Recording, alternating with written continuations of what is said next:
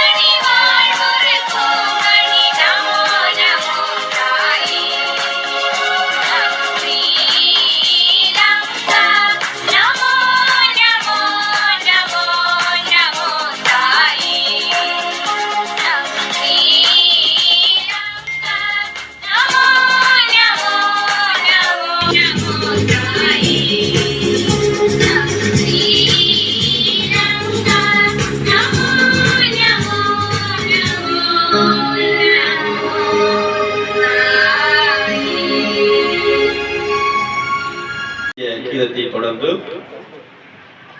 நாட்டுக்காக உயிரிழந்த அனைவரையும் நினைவு கூறும் முகமாக 2 நிமிட மௌனாஞ்சலி செலுத்துதல்.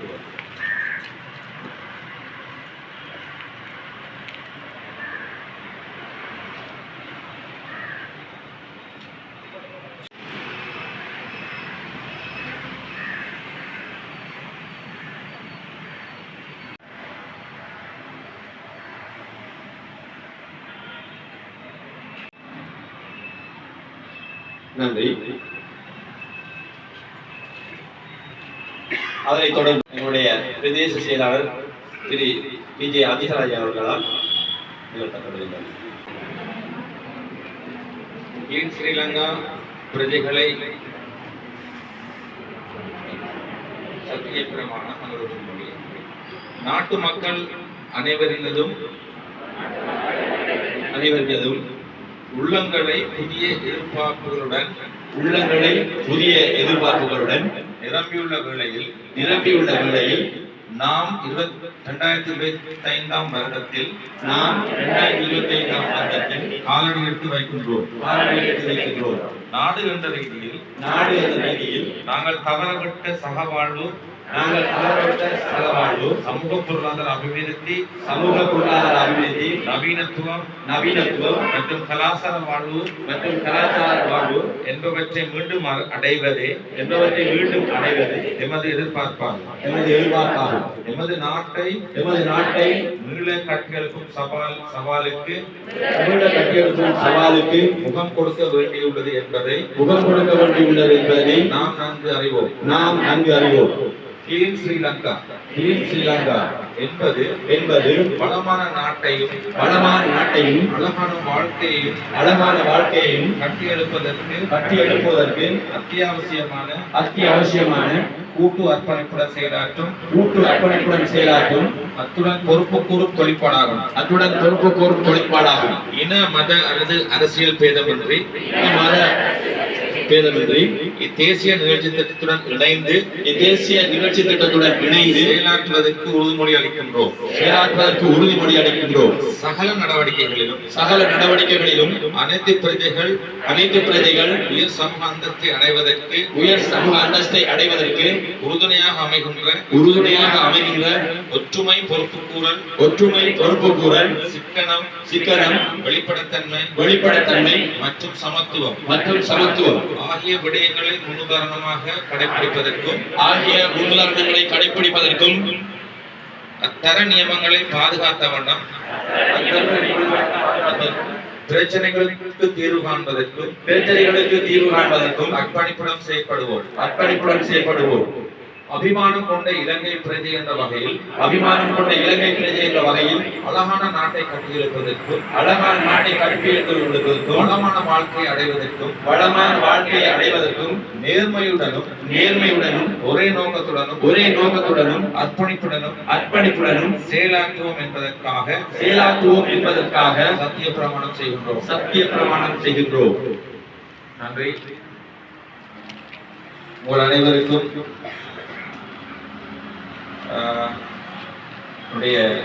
புத்தாண்டு நல்வாழ்த்துக்களை தெரிவிப்பது மகிழ்ச்சி அடைகின்றேன்.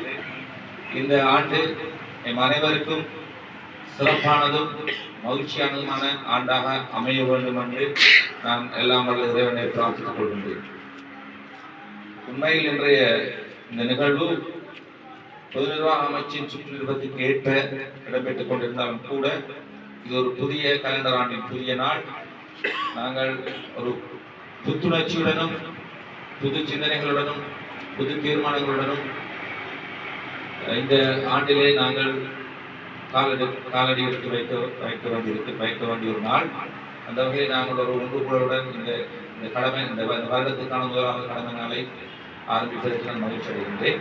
இந்த இடத்திலே நான் சில விடயங்களை உங்களுக்கு சொல்ல வேண்டும் என நான் நினைத்திருந்தேன். நேற்று எங்களுடைய ஒரு அஸ்வசமா சென்சஸ் மீட்டிங்கே நான் சில விடயங்களை பேசியிருந்தேன். அந்த விடயங்களை பேசியதற்கு பிற்பாடு இந்த சுற்றுலாவும் என்னுடைய கைகளில் கிடைத்தது. நான் இந்த சுற்றுலாவை பார்க்காமல் கதைத்த விடயங்களிலே ஒரு 90 விதமான விடயம் இதில் உள்ளடக்கப்பட்டிருக்கிறது. அதனால் நான் இதை வாசித்து விடலாம் நான் நினைக்கின்றேன். கிளீன் ஸ்ரீலங்கா தேசிய நிகழ்ச்சி திட்டத்துடன் இணைந்ததாக 2025 வருடத்தில் கடமைகளை ஆரம்பித்தல், முன்மாதிரியாக செயற்படல், ஊக்கமளித்தல், ஈடுபடுத்தல் மற்றும் மாற்றமுறும் தேவைகளை பலமுள்ளதாக உறுதிப்படுத்துவதின் ஊடாக சமூகம் ஒன்றின் நடத்தை முறையிலான மாற்றங்களை ஏற்படுத்தும் பலமான அணுகுமுறை ஒன்றை அடையக்கூடியதாக இருக்கும். இதன் மூலம் ஒரு நாட்டின் சமூக பொருளாதார கலாச்சார நெறிமுறையிலான மற்றும் சுற்றாடல் ரீதியாக முன்னோக்கி செல்லும் திட்டமிடப்பட்ட நிகழ்ச்சி திட்டம் ஒன்றை நடைமுறைப்படுத்தல் வேண்டும். இதற்காக நாட்டை ஆட்சி செய்யும் ஆட்சியாளர்களும் அரச ஊழியர்களும் நாட்டு மக்களும் ஒன்றிணைந்து ஒரே நோக்கத்துடன் ஒரே திசையை நோக்கி செயற்படுதல் வேண்டும்.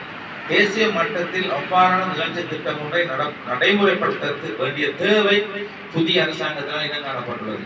ஆகவே நான் நேற்று தான் குறிப்பிட்டிருந்தேன். அதாவது புதிய அரசாங்கம் வந்திருக்கின்றது, புதிய ஜனாதிபதி அவர்கள் வந்திருக்கின்றார்கள். ஒரு ஜனாதிபதி அவர்கள் சிஸ்டம் சேஞ்ச் சொல்லிக்கொண்டு இந்த நாட்டை நாங்கள் மாற்ற வேண்டும் என்கின்ற எண்ணத்துடன் வந்திருக்கிறார்கள். ஆகவே ஜனாதிபதியோ அமைச்சர்களோ பாராளுமன்ற உறுப்பினர்களோ அல்லது ஆட்சியாளர்களோ மாத்திரம் இந்த இந்த நிலைப்பாட்டை கொண்டிருந்தால் அது சாத்தியமாக. ஆகவே அரசு அதிகாரிகள், அரசு உத்தியோகத்தர்கள், பெரிய பெரிய உயர்மட்டங்களில் இருக்கின்ற கொள்கை வகுப்பாளர்கள், பொதுமக்கள் என அனைவரும் இந்த அரச கொள்கையோடு நாங்கள் சேர்ந்து பயணிக்கின்ற பொழுது மட்டும்தான் நாங்கள் சிறப்பான ஒரு நாட்டை கட்டியிருக்கலாம். ஏனென்று சொன்னால் நாங்கள் இப்பொழுது மிகவும் பொருளாதார ரீதியிலும் பல்வேறு வழிகளில் நாங்கள் பின்தங்கியும் கஷ்டங்களையும் எதிர்நோக்கி கொண்டிருக்கிற நாடாக இருக்கின்றது. அவை நாங்கள் வெளிநாட்டுக்கு போகக்கூடியவர்கள் ஏழ்மையுடையவர்கள் போய் கொண்டிருக்கிறார்கள். அந்த நாட்டை விட்டு போக முடியாதவர்கள் இங்கேதான் இருக்க வேண்டும். ஆகவே வெளிநாட்டுக்கு போவதை விடுத்து, வெளிநாடுகளுக்கு ஓடி செல்வதை விடுத்து எங்களுடைய நாட்டை நாங்களாக தெரிந்து கொண்டு நாங்களும் மகிழ்ச்சியாக எங்களுடைய எதிர்கால பிள்ளைகளை மகிழ்ச்சியாக இருக்கக்கூடிய ஒரு நாட்டை நாங்கள் உருவாக்கினால் நான் நினைக்கிறேன் வெளிநாடுகளில் இருந்து இலங்கைக்கு மைக்ரேட் பண்ணுவாங்கன்னு நினைக்கிறேன். அவ்வாறான ஒரு இயற்கையாலே அழகு இயற்கை இறைவனால் அருளப்பட்ட ஒரு அதிசயமான ஒரு அற்புதமான ஒரு நாடாக எங்களுடைய நாடு அமைந்திருக்கிறது. ஆகவே நாங்கள் இந்த நாட்டை முதலாவதாக நேசிக்க வேண்டும். நாட்டை நேசிப்பது என்பது சும்மா என்ன சொல்றது, பேப்பர்லையோ சிலர்லையோ எழுதுகிற விடயம் அல்ல. இது எங்களுடைய இதயங்களிலே, இந்த உள்ளங்களிலே இந்த எண்ணங்களை நாங்கள் விதைக்க வேண்டும். அதே போல் என்னுடைய பிள்ளைகளுக்கும் நாட்டை நேசிப்பதற்கு பழக்க வேண்டும். அந்த எண்ணத்தை சிறுவயதிலிருந்தே நாங்கள் ஊட்ட வேண்டும். நாங்கள் எத்தனை பேர் தேசிய கொடியை கொடுத்து கொண்டோம் சுதந்திர தினம் வந்தால்? எத்தனை பேர் தேசிய கொடியை நாங்கள் இந்த பிள்ளைகளுக்கு அணிவித்து பாடசாலைக்கு அனுப்புகின்றோம்? என்னுடைய தந்தை சிறுவயதிலே தேசிய கொடியை எனக்கு அணிவித்து அனுப்புவார்கள் பாடசாலைக்கு செல்லும் பொழுது. அந்த நினைவுகள் இருக்கின்றது. ஆகவே நாட்டை நாங்கள் இனம், மதம், சாதி சகலத்துக்கும் அப்பால் சென்று நாங்கள் நாட்டை நேசிக்கிறோம். இது எங்களுடைய நாடு. நாங்கள் இங்கே இருக்கிறோம். இங்கே தான் எங்களுடைய இறந்த உடல்கள் இங்கே தான் தகனமும் அடக்கமும் செய்யப்பட இருக்கின்றது. ஆகவே நாங்கள் வெளிநாடுகளுக்கு சென்றிருந்தாலும் கூட வெளிநாட்டு பிரஜைகள் கூட அவருடைய மனம், அவருடைய சிந்தனை அனைத்தும் தாய்மண்ணில் தங்கியிருக்கும். இதை எவராலும் மறக்க முடியாது உண்மை. அங்கே அவர்களுக்கு இங்கே கிடைக்கின்ற அங்கீகாரம் அங்கே அவர்களுக்கு ஒரு நாளும் கிடைக்கப் போவதில்லை. அவருடைய அங்கே செய்திகளை பார்க்கின்ற பொழுது கூட உங்களுக்கு தெரியும், வெளிநாட்டு செய்தியை பார்க்கிறது ஒரு நாட்டிலே இருக்கிறார் சொன்னால் ஒரு இலங்கை பிரஜை, அவர் அந்த நாட்டு செய்தியை பார்ப்பதை விட எங்களுடைய நாட்டு செய்திகள் தான் கூடுதலாக பார்க்கிறார். நாங்கள் செய்திகளை பார்ப்பதற்கு முதல் அவர்கள் செய்திகளை பார்த்துக் கொண்டு தொலைபேசி விடாதுங்கிறது தான் ஒரு அடிப்படையில் வந்து அப்படி நாங்கள் அதற்கு பிறகுதான் நாங்கள் அந்த செய்தியை தெரிவிக்கிறோம். இதுதான் உண்மையான நிலை.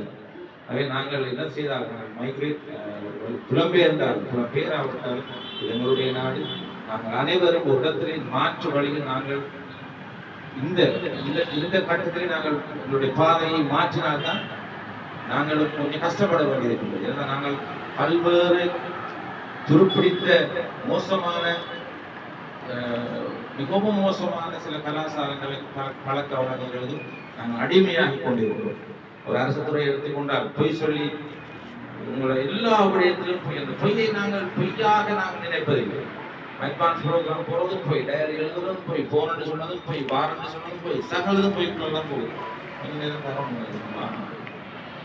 ஆகவே இது மாற்றப்பட வேண்டும். நான் உட்பட நான் உங்கள் என்று சொல்றேன். நாம் அரசு துறையை நாங்கள் ஒரு சுய மீளாய்வு செய்கின்ற பொழுது ஒரு மீளாய்வு செய்து பார்த்தோமானால் தேவைக்கு மிஞ்சி அரசு உத்தியோகத்தர்கள் எத்தனையோ மனிதர்களை நாங்கள் வீண்பிரையை செய்து கொண்டிருக்கிறோம்.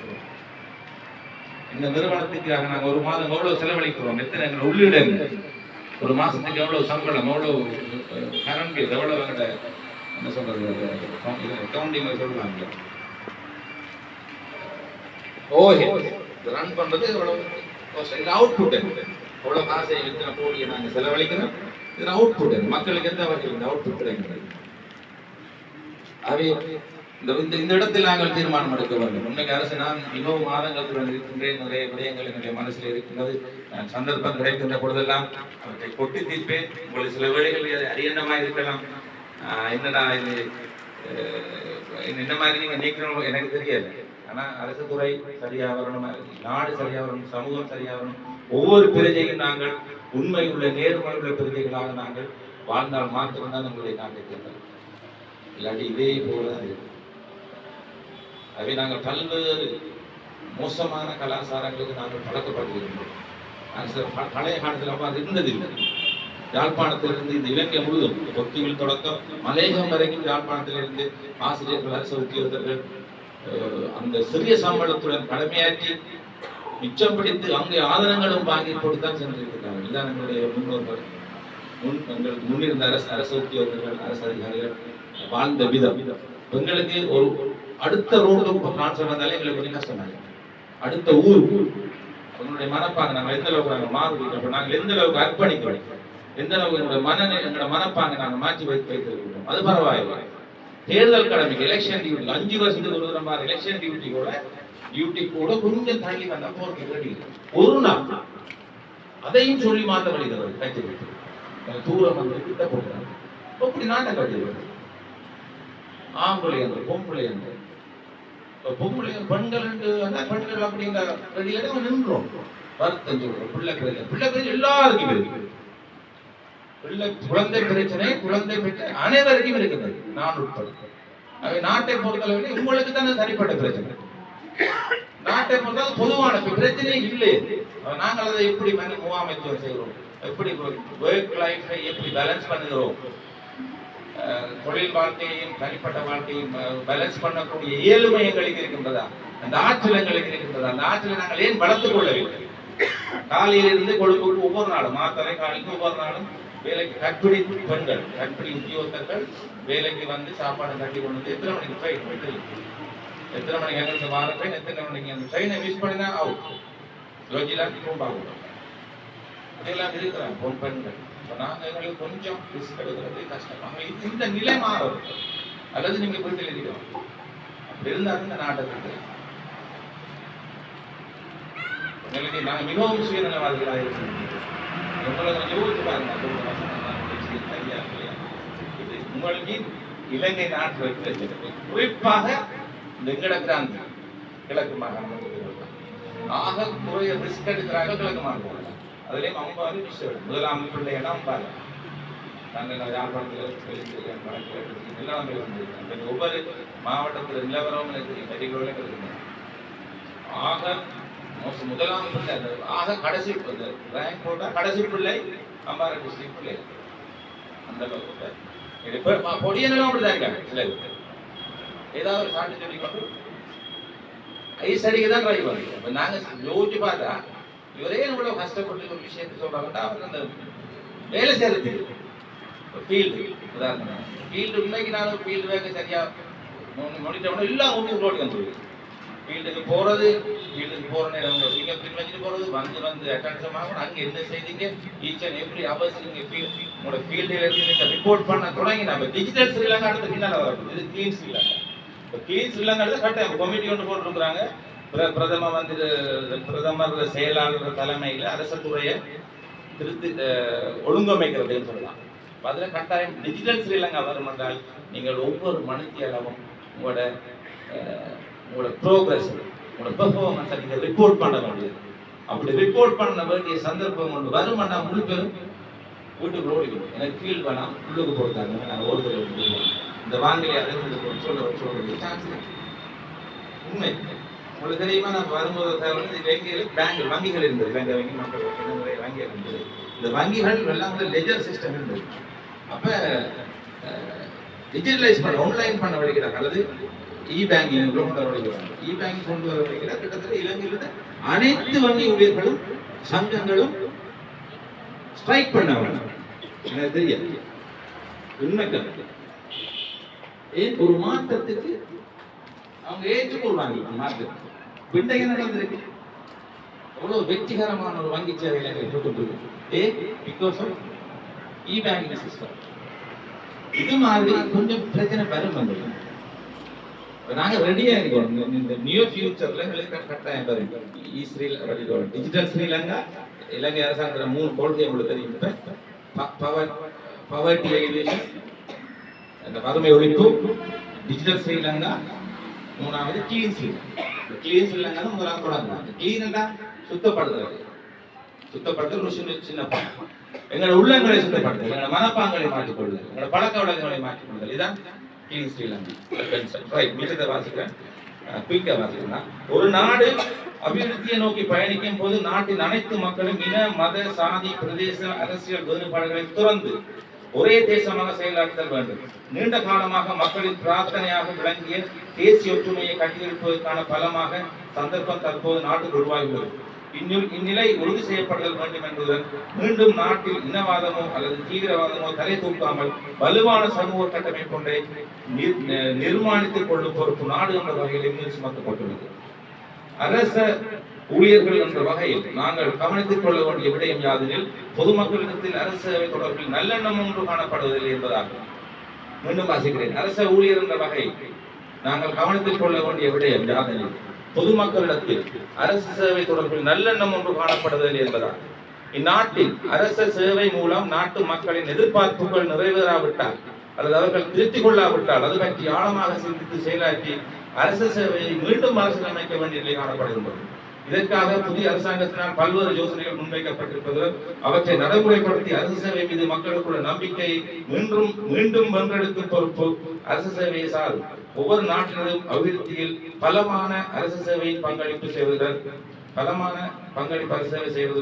அபிவிருத்தி நோக்கங்களை வெற்றிகரமாக அடைய பெற்ற ஒவ்வொரு நாடும் அந்த அபிவிருத்தியில் அரசு சேவையின் மூலம் பாரிய பங்களிப்பினை பெற்றுக் கொண்டுள்ளன. இந்த நாட்டின் அரசு சேவையும் இம்முன்னுதாரணத்தின் ஊடாக பயணித்து ஒவ்வொரு முன்னுதாரணத்தின் பயணித்து புதியதொரு அணுகுமுறை ஒன்றின் ஊடாக செயற்பட வேண்டிய சவால் மிகுந்த காலகட்டத்தை எதிர்நோக்கியுள்ளது. ஒட்டுமொத்த அரசு சேவையும் மக்களை மையமாக கொண்ட அரசு சேவை ஒன்றிற்காக மீள் திசையை நோக்கி பயணிப்பதற்கு எல்லா அரசு ஊழியர்களும் திருசங்கற்பம் பூணுதல் வேண்டும். கொள்கை வகுப்பின் போது, நடைமுறைப்படுத்தும் போது, அபிவிருத்தி திட்டங்களை நடைமுறைப்படுத்தும் போது, பொதுமக்களுக்கான சேவைகளை வழங்குகின்ற பொழுது பிரஜைகளின் பங்களிப்பை பெற்றுக் கொள்ளக்கூடிய வகையில் நடைமுறைகளை வகுத்தல் வேண்டும். டிஜிட்டல் மயமாக்கலை கருவி ஒன்றாக பயன்படுத்தி முடியுமான எல்லா சந்தர்ப்பத்திலும் அரசு சேவையின் வினைத்திறன், பண்பு, பிழையற்ற தன்மை மற்றும் வெளிப்படைத்தன்மை என்பன மேலோங்கும் வகையில் செயல்பட்டு பிறக்கின்ற 2025 வருடத்தை நேர்மறை மாற்றம் ஒன்றின் ஊடான அடித்தளமாக கொள்ளல் வேண்டும். Positive change. அதே போன்று எமது சமூகம் பொதுவாக முகம் கொடுத்து வருகின்ற பல்வேறு நெருக்கடிகள் மீதும் இச்சந்தர்ப்பத்தில் அரசு சேவையின் கவனம் ஈர்க்கப்படுதல் வேண்டும். உரிய தரத்தை கொண்டிராத உணவுகள், முறையற்ற உணவு பழக்க வழக்கங்கள் காரணமாக பாரிய அளவிலான தொற்றா நோய்கள் பரவி வருகின்றன. உணவு வர்த்தகம் போன்ற துறைகளில் நுகர்வுக்கு பொருத்தமற்ற பயன்பாட்டு பொருட்களை பயன்படுத்துவதில் அதே போன்று தரமற்ற உணவு விநியோகங்களும் இடம்பெற்று வருகின்றன. டெங்கு முதலான தொற்று நோய்கள் பரவுதல் மற்றும் அவற்றை ஒழித்தல் சிரமம் என்பவற்றிற்கு காரணமான மனித செயற்பாடுகள் நடத்திகளும் காரணமாக அமைந்துள்ளது. இதுவும் ஒரு முக்கியமான விஷயம். இன்னும் நாங்கள் டஸ்ட்பின்ல கூட பழகிறோம். 2025 வந்துட்டு இன்னும் டஸ்ட்பின்ல போடுறதோ காபி பேப்பர் நாங்கள் டஸ்ட்பின் பழனி இன்னும் வருது. கடும் கஷ்டம் பெரிய பிரச்சனை. எங்களோட ஆஃபீஸ்லேயே கஷ்டப்பட மாட்டேன் எங்களுக்கு சொல்லிட்டாங்க. அன்றைக்கி நான் சில்ட்ரன்ஸ் ப்ரோக்ராம் சில்ட்ரன்ஸ் டே ப்ரோக்ராமா இல்லை எங்களுக்கு என்ன நடந்தது? எல்லாருக்கும் ட்ரிங்க் கொடுத்தேன், மில்க் பேக்கெட் ஞாபகம் இருக்காது. சிந்தனைகளில் விடத்தை போட்டு இது எங்க இருக்கணும்? சின்ன விஷயம். இப்போ நாங்கள் சொல்கிறோம் ஒரு பொருளோட வைக்கணும், ஸ்கூலில் இருந்து வந்தால் ஷூஸ் வைக்கணும். ஜப்பான்ல நம்ம சைனாவில் இப்படி சிஸ்டம் அது என்ன, அவங்க அந்த செருப்பை ஒரு இடத்துல வைக்கிறது, பேக்கை ஒரு இடத்துல வைக்கிறது, இந்த உரிய உரிய பொருட்களை உரிய இடத்துல வைத்தல் என்பது அது வந்து அவங்களோட மென்டல் மைண்டை வந்து சிஸ்டமைஸ் பண்ணுறது. நாங்கள் சொல்லலாம் சின்ன விஷயம், ஷூஸை கொண்டு ஷூ ட்ரைக்கில் வைங்கோ உள்ள ஒரு நாள் வைக்க அது எது ஒரு நாள் வைக்க பழக்கம் வீட்டில் பழக்கினா அதுக்கு அந்த ஷூஸ் வைக்கிற சின்ன விஷயம், அந்த செருப்பு அடுக்கி வைக்கிற சின்ன விஷயம். ஆனால் அவங்களோட உணர்வு அவங்களோட உள ரீதியாக அவங்களோட மனசு அவங்களோட ஆட்டிடியூட் வந்து அவங்களோட மனசு சிஸ்டமைஸ் ஆகுது, ஒரு முறைமைப்படுத்தப்படுது. அவங்க ஹோல் லைஃப் அவங்க சிஸ்டமான ஒரு ஆளாக வாழ்வாங்க.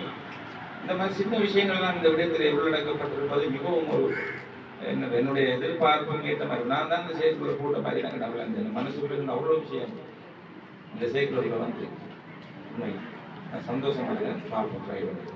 ஒரு சமூகம் என்ற வகையில் நாம் ஒரு ஒருமைப்பாட்டை அவ்வளவாக மதிக்காத ஒரு இனமாக இருப்பதில் சமூகத்தில் பொறுப்புமுறல் செயற்பாட்டின் போது அனைத்து தரப்பினதும் பதில் நடவடிக்கையானது அசம்பந்த போக்கினை காட்டுகிறது. இந்த நிலையானது சமூகத்தினுள் சிறந்த மாந்த உறவுகளை கட்டி எழுப்புவதற்கு தடையாக அமைந்துள்ளது. தற்காலத்தில் நாட்டில் நிறுவப்படும் பொது மற்றும் தனியார் கட்டுமானங்கள் உரிய தரத்தில் காணப்படாமல் முதன்மையான குறைபாடுகளாக அடையாளம் காணலாம். லோ குவாலிட்டி கன்ஸ்ட்ரக்ஷன்ஸ், இது முக்கியமான விஷயம். ரோட்ல எத்தனை குழிவு யாராவது ஆக்ஷன் எடுக்கலாமா? இன்னைக்கு அந்த இன்ஜினியர் வாங்கலாம் கிடைக்கும் இன்னைக்கு பிள்ளை டெக்னிக்கல் சரியா இருக்கு. எந்த அளவுக்கு சூப்பர்வைசர் நடக்குது, எவ்வளவு காசை போட்டுறோம், எவ்வளவு காசை போட்டுறோம். ப்ராப்பரான வெரி வெரி குவாலிட்டியான ஒரு கன்ஸ்ட்ரக்ஷனுக்கான எஸ்டிமேட் போடணும். அவை அவர்களுக்கு நான் தண்டனை வழங்கப்படும். நாட்டில் பொது சொத்துக்களை கட்டியிருப்பது அவற்றை பராமரிப்பதற்கான சட்ட ரீதியான கட்டமைப்புகள் காணப்படும். இந்த நிகழ்வில்